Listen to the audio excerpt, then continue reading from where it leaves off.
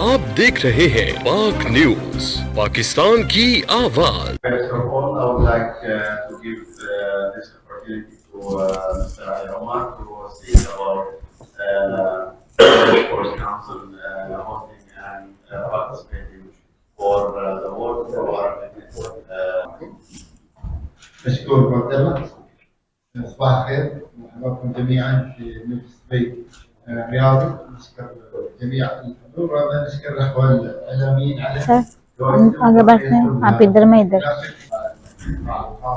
الاسطوري او مختلف المنتخبات المحليه والدوليه. وصلنا اليوم ايضا مشاركه مع الاتحاد الدولي للمراكبه العربيه للاعلان عن حدث ان شاء الله راح تستضيفه اماره دبي خلال ابريل القادم. لا شك المجلس حريص على استقطاب العديد من البطولات والفعاليات. البحث عما هو جديد في كل رياضه. ان شاء الله نحن ايضا مع موعد مع بطوله استثنائيه باذن الله. بنتكلم عن تفاصيلها عن طريق الدكتور ان شاء الله الشركه المنظمه، لكن نحب يعني ننقل الصوره ان شاء الله الحدث هذا راح يكون الاول من نوعه في المنطقه. ايضا ان شاء الله الحدث هذا من غير الجوانب الفنيه اللي بيكون في جوانب خاصه بالبيئه والاستدامه، وهذا عنصر. This event, they will be a 16 champion in this event. 12 of them will fight for men champion and 4 for ladies. And this is happens for first time to have 8 different titles. All they will fight on in different ways. It will be for the men weight of 60, 66, 72 and 76, 82 and 85. Where the women's will committee also for those fightings, and the countries which will participate, and the event it will be held in Coca-Cola Arena in 30th of April. Thank you, Dr. Hadi. Now we'll move the speak to Mr. Hussein Hammo, the CEO of Miss Middle East, the organizing company. منذ بدايات مجلس دبي الرياضي تشرفت بأن أكون ضمن فريق العمل في مرحلة التأسيس وما تبعها. أعرف جيدا أن مجلس دبي الرياضي مختلفا تماما في الرياضة، وأنه عندما يتبنى فعالية ما فإنه يرجع إلى تأسيس المستقبل. الرياضة عموما والملاكمة العربية على وجه الخصوص تواجه تحديات. أستاذ علي عمر، ما فكرتكم في دعم هذه الفعالية؟ هل كما اعتدنا من الصراحة معا ستكون فعالية للشو فقط أم تؤسس لعمل مستقبلي يتصل بتطوير الملاكمة العربية؟ شكرا. شكرا استاذ عزيز. ونحن طبعا شرفنا بالعمل يمكن في فريق عمل واحد خاصه في بدايات المجلس. لا شك يمكن اليوم من الاهداف المترتبه على استضافه اي فعاليه وبطوله متعدده. سابقا يمكن في الفتره الاولى كان مقتصره على زياده على الفعاليات كميا بحيث انت تاسس لمرحله الانطلاقه، لكن الان الاهداف من وراء استضافه الفعاليات متعدده. في اهداف فنيه، في اهداف بيئيه، في اهداف مجتمعيه. لذلك لو نلاحظ في هالبطوله تحديدا انا عندي يمكن الملاكمه العربيه الان لها وضع مختلف، ويمكن هاي فرصه لانتشارها ما بين الجيل الجديد، وخاصه مع يمكن تنوع او تعدد الثقافات الموجوده هنا والجنسيات، وايضا التشريعات الرياضيه اللي تساعد على ضمان المنتخبات الوطنيه بطريقه اسهل من السابق.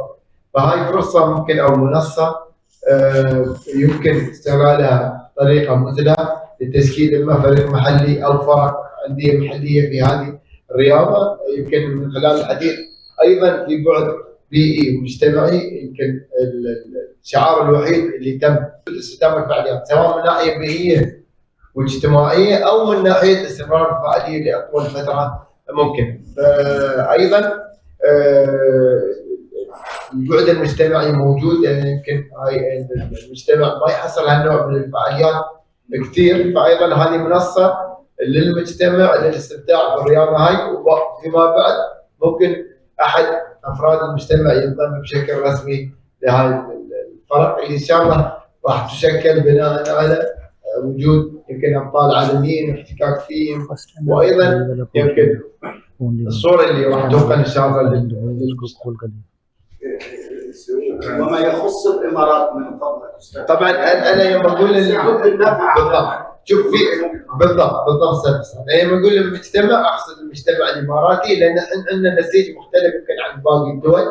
يوم اقول المجتمع اقصد في الاماراتي وغير الاماراتي، لان اليوم حتى التشريعات الرياضيه تسمح لك بتشكيل فريق بمنتهى السهوله. فيما سبق يمكن كان في بعض المحددات وبعض الجوانب اللي تاخر او العدد مش كافي، لكن اليوم مع التشريعات الجديده وطبيعه المجتمع وتعدد الفعاليات، اليوم يمكن المجلس يغطي اكثر من 56 رياضه. هاي ايضا وحده من الرياضات اللي بيتم التركيز عليها. ليش احنا نقول الاستدامه؟ مساله الهدف ان استمرار الفعاليات يعطيك جوانب ايجابيه من ناحيه الرعايه، من ناحيه ايضا تشكيل فرق، من ناحيه وجود انديه خاصه بهاي الرياضه. لو انا استضفت الحدث لسنه بعدين وقف، هاي ما بيعطيني البعد اللي انا محتاجه، سواء على مستوى البيئي، الاستدامه، مستوى تشكيل فرق. كثير من الفعاليات استضافها المجلس بعد ذلك، يعني نحن يمكن الشاطئيه واحده من النماذج الناجحه اللي المجلس بدا فيها. الان ما شاء الله منتخب الامارات وصلنا. Is this for the first time happening in Dubai? هذه البطولة طبعا قيمت بمناسبة فوز النادي الوصل في الدوري الإمارات تحت رعاية اللجنة الأولمبية لدولة الإمارات. كان حينذاك رئيس اللجنة الأولمبية الشيخ بكر المكتوم. لن يكون هناك مجلس رياضي ولا ملاكمة في الدولة ولا اتحاد في الدولة. وجبنا حوالي 60 قناة، جبنا شخصيات سياسية من أوروبا، وسلمت لنا، لأن مقر الاتحاد الدولي في فرنسا سلمت لنا رسالة شكر، لأن كافة الإعلام أعطوا صورة مشرفة على التطوير العمراني والحضاري لدبي ولدولة الإمارات بصفة عامة.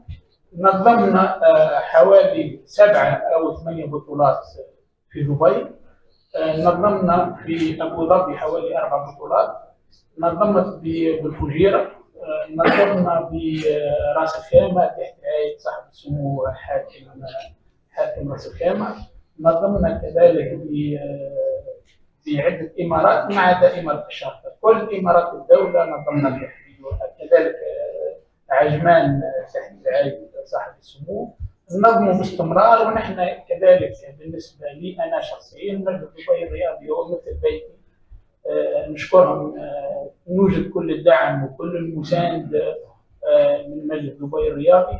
وأنا شخصيا بصفتي رئيس الاتحاد الدولي 36 سنة متتالية، عندي خبرة كبيرة، وفي نفس الوقت أنا صحفي رئيس تحرير لعدة جرايد، وكذلك بطل عالم في الملاكمة 6 مرات متتالية، ولعبت هنا في أبو ظبي ضد ملاكم أمريكي وفزنا عليه الحمد لله. السلام عليكم، انا ربي جد البيات. سؤال الدكتور نادي الزبيري، كيف يتم اختيار المشاركين في البطوله؟ هل بناء على تصنيفات؟ وهل يوجد جوائز للفائزين؟ يعني ما هي قيمه الجوائز؟ كنت مترقب صراحه وغير مبالغ. اشهر وافضل ابطال العالم في 6 اوزان مختلفه، كذلك في 2 القاب عالميه. لا يوجد تصنيف طبعا، فيه دائما باش توصل الى بطوله العالم لابد ان تكون بطل، مثلا بطل فرنسا، بطل احتراف، بطل فرنسا مرتين، بعدين تندرج وتصنف في البطولات الاوروبيه، تصنف عاده بالنسبه لنا نحن رقم 30. تتدرج الى ان تصل تلعب على بطوله اوروبا، ولا بد ان تدافع على بطوله اوروبا مرتين متتاليه، وتصنف رقم 32 عالميا، ولا بد ان تلعب 6 مقابلات متتاليه لكي تحصل وصيف بطل العالم. وبعدها اذا كان انتصرت طبعا تنزع اللقب وبطوله العالم. هذه بالنسبه الى التدرج.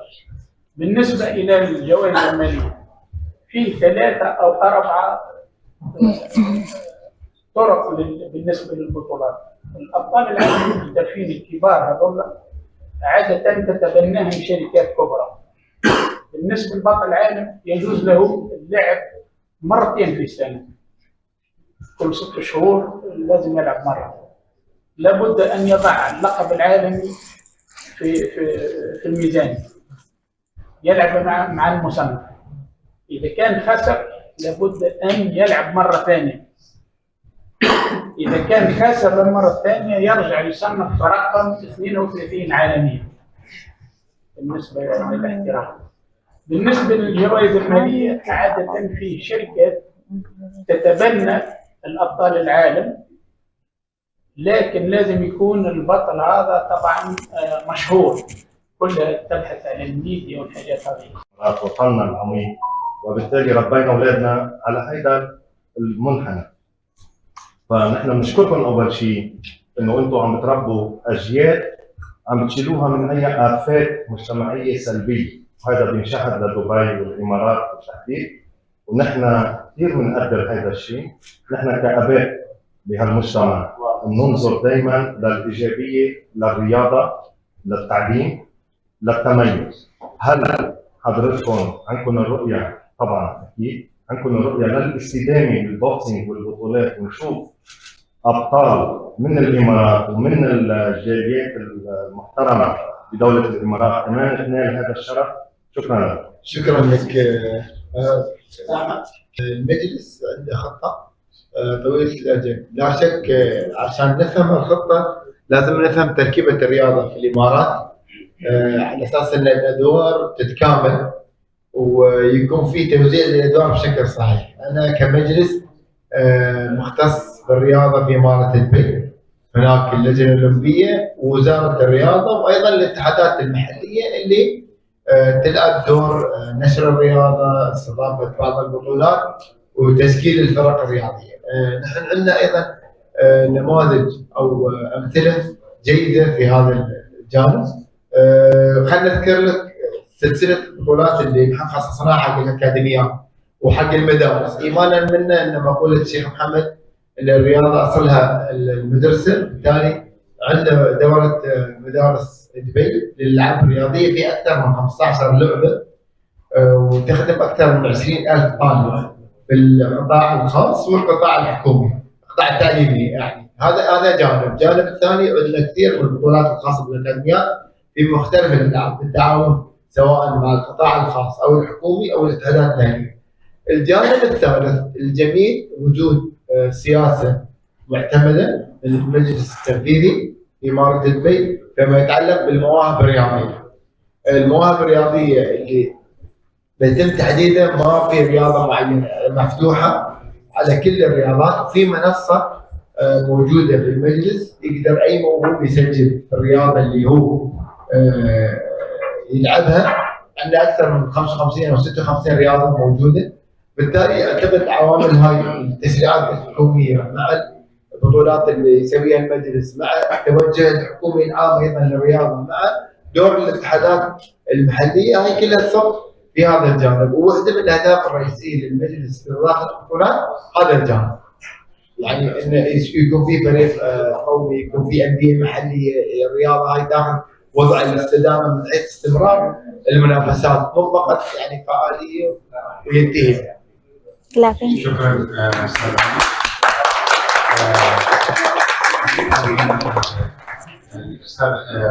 Mr. Ali Omar speak about hosting this in Dubai Sports Council, thanking everybody to participate and come here to this press conference. And he says it is a pleasure for Dubai Sports Council to host such event and to collaborate with Arab Boxing Federation, the International Federation, and Dubai Sports Council always attempting to persuade more international event to come and start here in Dubai. And we're always, as Dubai Sports Council, looking for something new, and this championship is a new and will add to something to the environmental and sustainability, and it will be always looking for something happens for the first time to be here in Dubai. I will leave now the speak to Dr. Hadi Siddiqui. आप देख रहे हैं पाक न्यूज, पाकिस्तान की आवाज।